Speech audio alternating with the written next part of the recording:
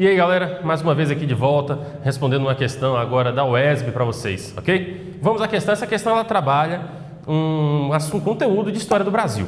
Ela traz um texto de referência ligado à história geral, Revolução Francesa, mas faz uma comparação. A gente poderia talvez dizer aí que ela trabalha um pouco com história comparada, né? O que aconteceu na França revolucionária do século XVIII e o que aconteceu no Brasil em alguns momentos. Vamos à questão e a gente vai conversando um pouco mais sobre os conteúdos. Vamos lá. Ela começa dizendo assim: Lei do Máximo Geral, 29 de setembro de 1793. A Convenção Nacional decreta o seguinte, artigo 1º. Os objetos que a Convenção Nacional entendeu serem de primeira necessidade e de que julgou dever fixar o máximo ou o mais alto preço são: artigo 2.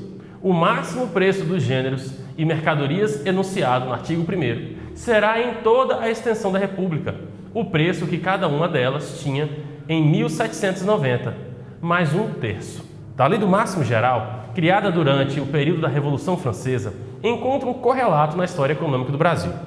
Olha, para a gente poder achar esse correlato, claro, a gente tem que saber o contexto da Lei do Máximo. E aí eu vou lembrar vocês aqui agora o motivo da Revolução Francesa. Por que as massas populares, camponeses, trabalhadores urbanos, operários, desempregados, por que eles se inseriram na Revolução Francesa, que era liderada pela burguesia? Eles se inseriram na Revolução Francesa porque essas camadas populares passavam por um péssimo momento na sua vida. A qualidade de vida era muito baixa, os preços eram muito altos.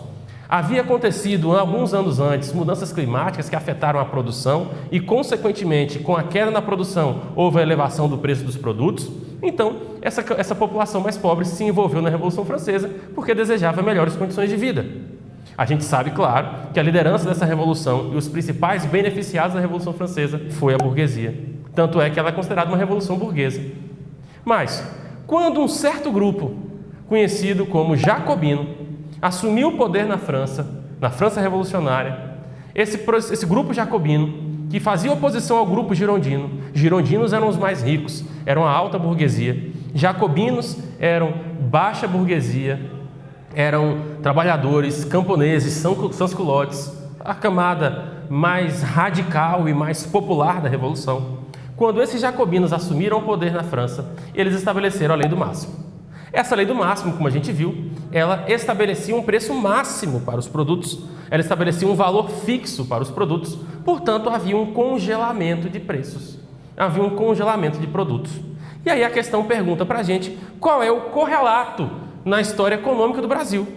Então a gente vai procurar nas alternativas alguma coisa que se relacione, que se correlacione com o que a gente viu aí que aconteceu na Revolução Francesa com a Lei do Máximo.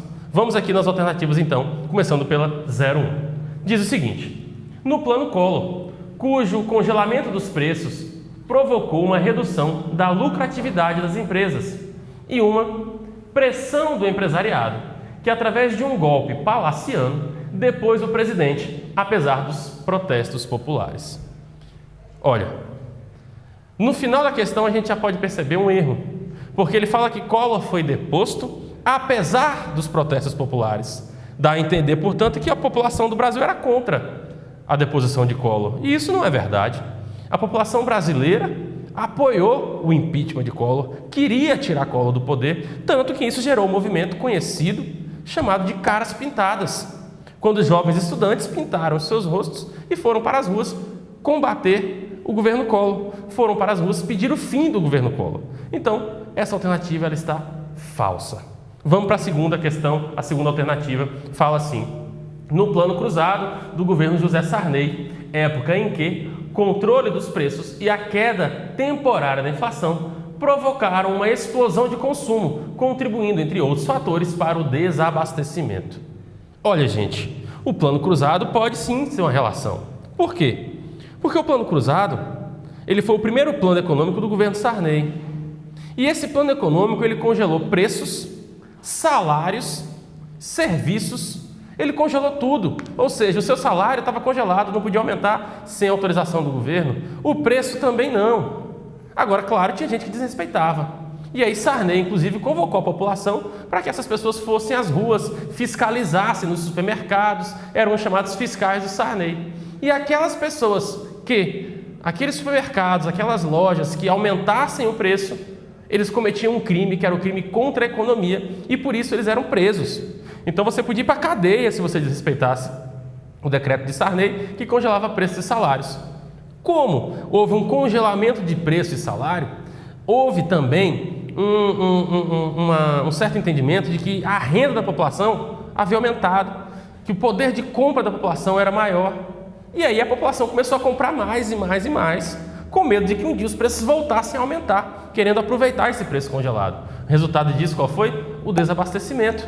O Brasil não tinha uma produção suficiente para manter esse nível de consumo. Então, os supermercados ficaram desabastecidos. E aí, claro, vem aquela velha lei da oferta e procura. Os preços começaram a subir mesmo com o decreto de congelamento. E então, o plano cruzado ele acabou fracassando. Mas a alternativa 02 faz uma correlação com a lei do preço máximo. Porque assim como lá na França a lei do máximo congelou produtos, o plano cruzado no Brasil também congelou produtos. E aí a gente tem uma correlação. A alternativa correta é a 02. Vamos então agora dar uma olhada nas outras alternativas para ver onde está o erro delas e por que elas não são as corretas. A 3 diz: nas reformas de base do governo João Goulart, cuja política agrícola extinguiu a produção agrária para o mercado externo, direcionando a produção para o mercado interno. Não, João Goulart não proibiu a exportação. João Goulart, nas reformas de base, desejava fazer a reforma agrária, que é, claro, a distribuição de terras para pessoas com maiores necessidades, para tornar mais democrática a posse da terra no Brasil. Esse era o desejo dele. Mas ele não proibiu a exportação. Não houve proibição de exportação de produtos agrários. Não houve essa limitação. Então a alternativa 03 está falsa. A alternativa 04 diz: no plano SALT, momento em que o governo Dutra estabeleceu uma política intervencionista, contendo a presença do capital estrangeiro e incentivando a produção agrícola para o mercado interno. Gente, o governo de Eurico Gaspar Dutra, ele desejava o investimento externo, ele inclusive procurou os Estados Unidos, logo após a Segunda Guerra Mundial, querendo investimento, querendo dinheiro emprestado. Então ele não limitou o investimento estrangeiro no país, não. E o plano SALT, na verdade, ele tentou melhorar a economia brasileira, ele tentou melhorar o que o Brasil tinha de dinheiro guardado para poder investir em áreas estratégicas.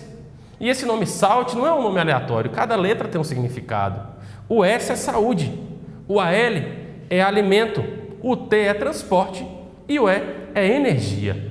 Então o plano SALT trabalhou nas áreas de saúde, alimentação, transporte e energia.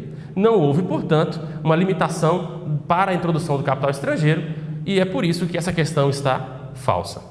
E a quinta questão diz assim: na política de valorização do café durante a Primeira República, quando o governo tabelou o preço do café, considerado produto de primeira necessidade, garantindo o lucro da oligarquia paulista. A política de valorização do café, estabelecida através do convênio de Taubaté, não tabelou o preço do café, pelo contrário. Eles queriam aumentar o preço do café, eles queriam que o café subisse um pouco de preço. O que foi a política de valorização do café? O Brasil entrou em uma crise de superprodução. Houve uma produção de café maior do que a capacidade que o Brasil tinha para exportar. Havia um contexto desfavorável naquele momento para o Brasil, com produção crescente de café no mundo inteiro, e aí o Brasil já não tinha mais tanta facilidade de exportação. Então, parte do café produzido, que era muito, o Brasil, nessa época da República Velha, chegou a ser responsável por 70% da produção mundial de café.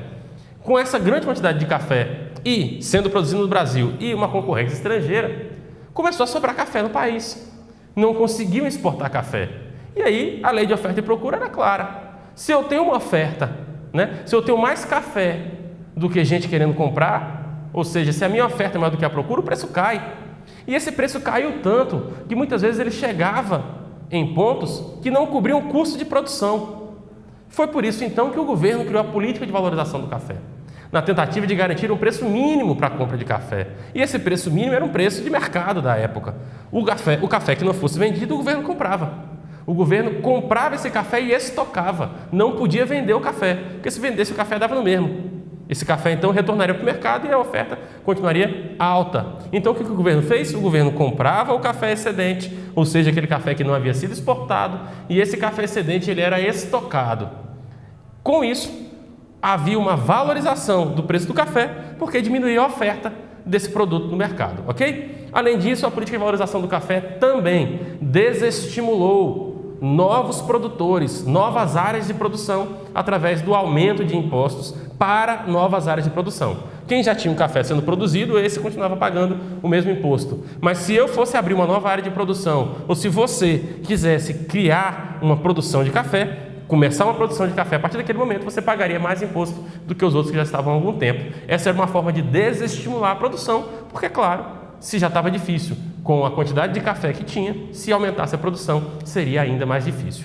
Então, diante disso daí, a gente tem a alternativa 02 como resposta correta, porque ela é a única que faz a correlação do tabelamento de preços, do congelamento de preços por parte do governo. Ok, galera? Tamo aí, um abraço, sucesso!